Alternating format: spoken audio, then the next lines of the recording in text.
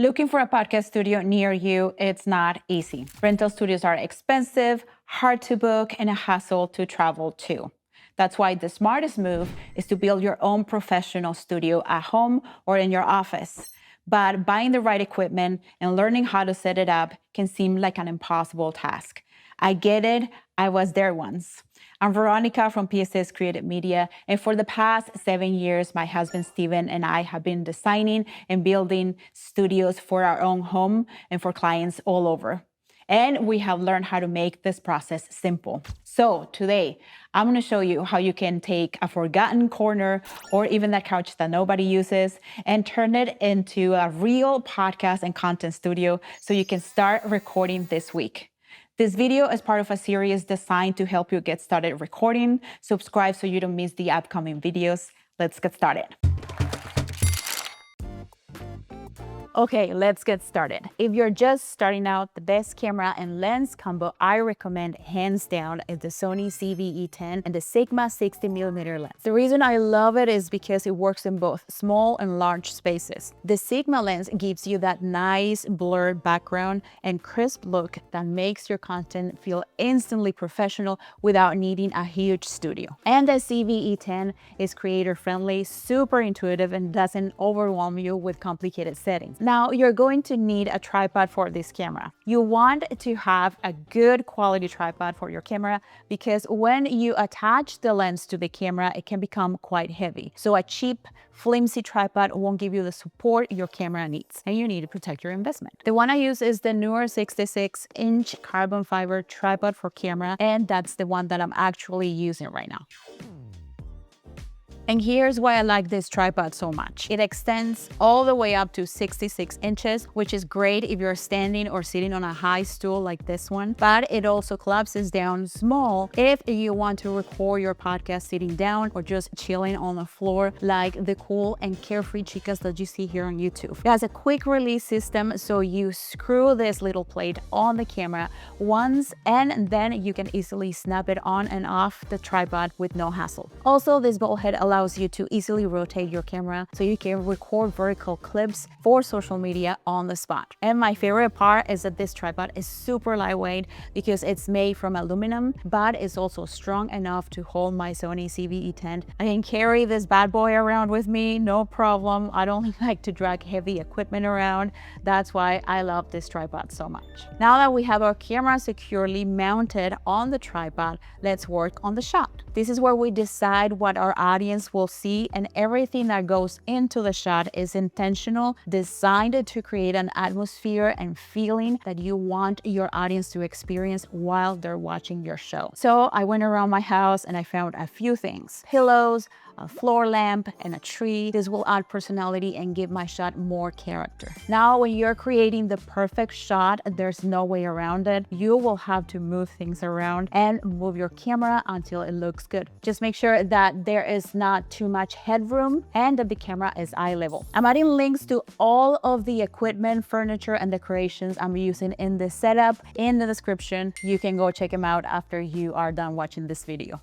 Another important element is lighting, and here we're going to keep it super simple. The most effective and beginner-friendly lighting setup combines 3 types of lights: key light, a fill light, and an ambient or background light. For my key light, I'm using the newer 18-inch RGB LED round panel video light. Unlike other studio lights, this light is not a gigantic eyesore.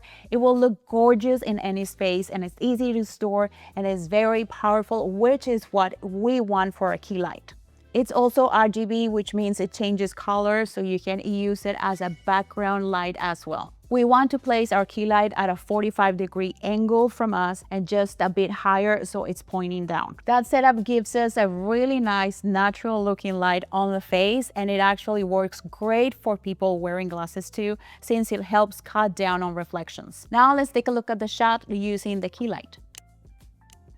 As you can see, it's pretty dramatic. The shadows are strong and well defined, and the background almost disappears. I'm basically the only thing that stands out. It feels like there's a spotlight right on me. That can be a cool look if you are going for something dramatic, but it's not very natural. Now let's see what happens when we turn on the fill light.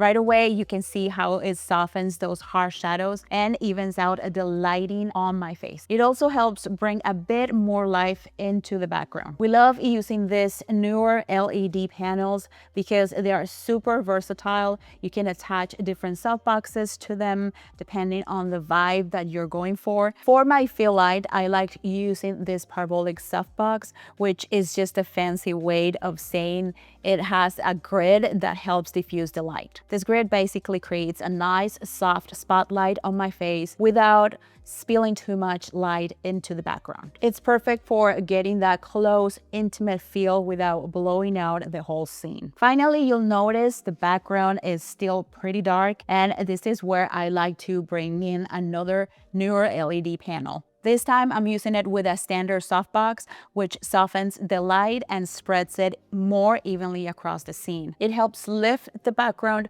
without overpowering the subject, which is me. And the cool thing is that these lights come in a 2-pack, so you can use one as your fill light and the other for your background. You'll also need to buy the softboxes separately. I added the links to those in the description as well. Let's see what happens when I flip on the other newer light and aim it at the background.